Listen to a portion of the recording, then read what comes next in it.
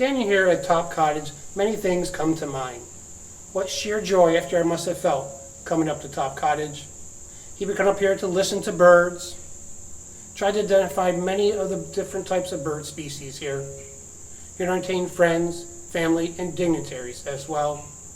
July 1st, 1938, FDR would drive up here with his Ford Phaeton, hand-controlled car, and address reporters and go, "This is Dutchess Hill. I'm going to build a cottage right on this very spot." But more importantly, he came up here for the spectacular views. Looking to the west, he saw the Hudson River. To the north, he would look towards the Catskill Mountains. To the south, the Hudson Highlands. And to the east, it was the Berkshire Mountains of Massachusetts. Many times, FDR shared his day up at Top Cottage with a distant cousin who he met back in the 1920s. Margaret Suckley, 10 years younger than Franklin Roosevelt, lived here up at Wilderstein in Rhinebeck, New York, north of Hyde Park. Margaret will die in 1991. When they go into the house after her death, they will find a suitcase of letters and diary entries that will chronicle the life and times of her and FDR up at Top Cottage and gave us a wonderful glimpse into his life.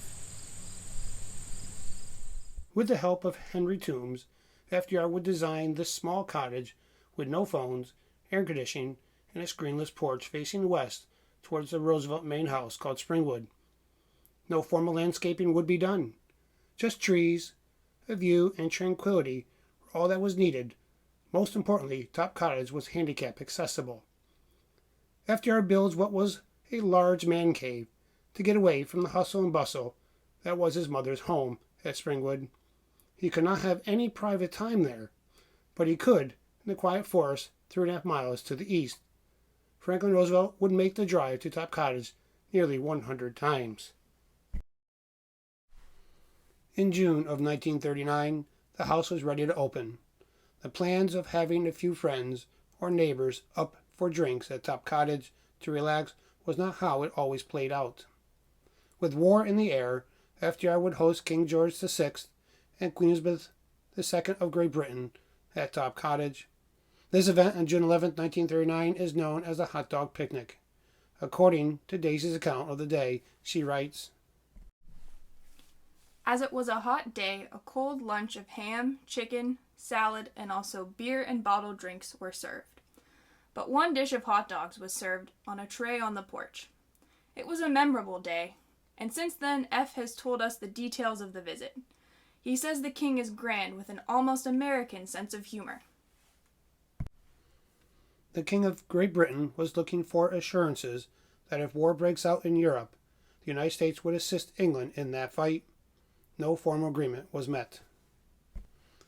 In June of 1942, FDR was once again at Top Cottage, not just for relaxation, but for some political discussion as well. Here again is Daisy's account. At 4, we drove over to the cottage. George soon came with supplies for tea. He brought out a card table and put iced tea, sandwiches, and some cookies on it. On another little table, he had scotch and soda. The P soon came in with Averill Harriman and his wife, rather pretty and nice, though lacking in personality. Averill H. himself is quite attractive and good-looking. He sat in the front seat. Mr. Churchill, Mrs. H., and Harry Hopkins on the back seat. When FDR came in on his wheelchair, the P asked me to pour tea, sugar, lemon, mint, and ice. When everyone was served, I moved my chair over near FDR. I had made him some egg sandwiches with mustard greens. He loved them and ate nothing else.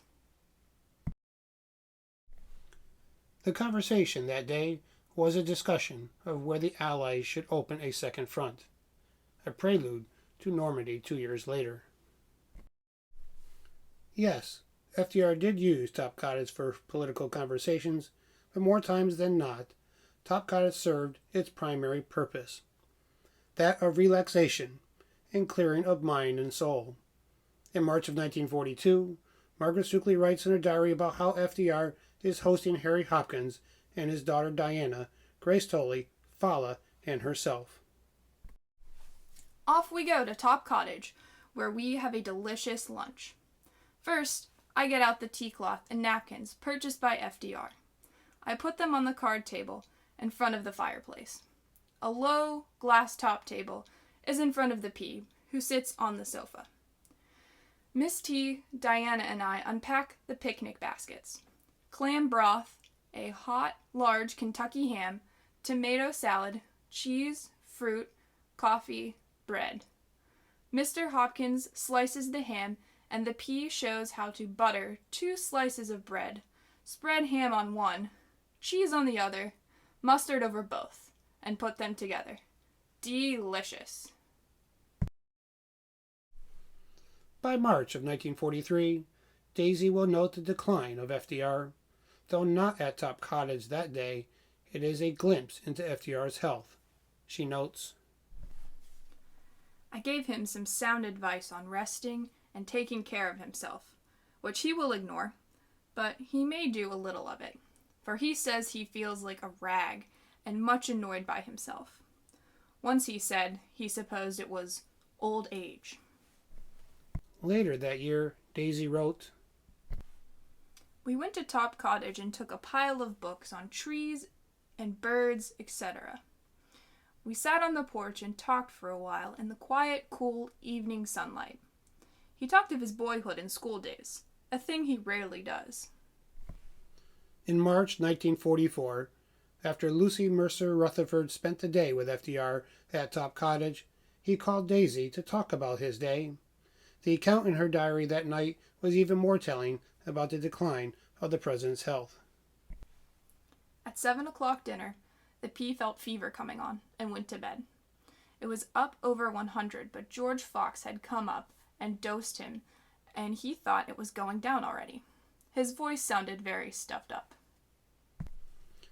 FDR was going back to D.C. for a physical for all kinds of tests. It was later revealed that FDR was suffering from congestive heart failure, enlarged heart, hypertension, and high blood pressure. In the spring of 1944, FDR returned to Top Cottage. Daisy notes a quiet and solemn moment the two of them shared together. She notes, We put a couple of chairs in the sun north of the porch and just talked, quietly, about the view, the dogwood, a little about the invasion in Europe. A few days later, she writes, At 5 we went to the hilltop with some books and pictures, and I made some tea and he toasted some of the Mickleham bread. On Election Day 1944, Daisy writes in her diary, At 4 p.m. he came for me, and we all piled in to go to Top Cottage. Anna and John, Admirals McIntyre and Leahy, Fala and I.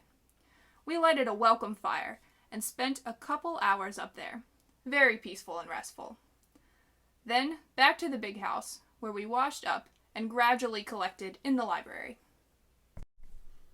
She was always with him, and in essence part of the family.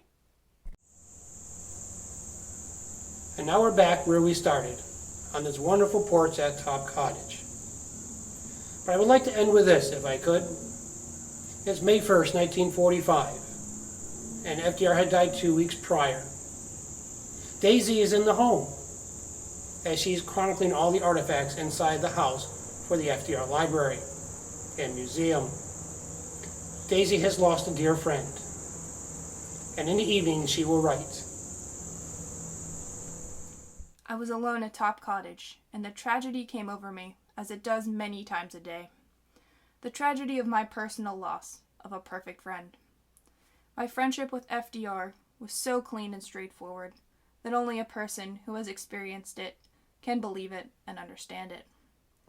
Up at Top Cottage, I was mentally saying farewell to just another chapter in FDR's life, for it is probable that when I have finished this inventory, I shall never again see that lovely room as it is.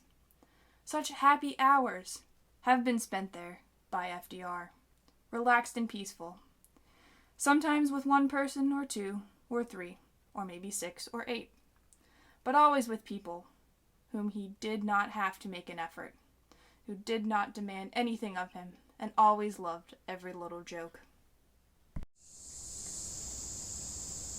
As you can see, Daisy tries to express the best she can FDR's love of Top Cottage.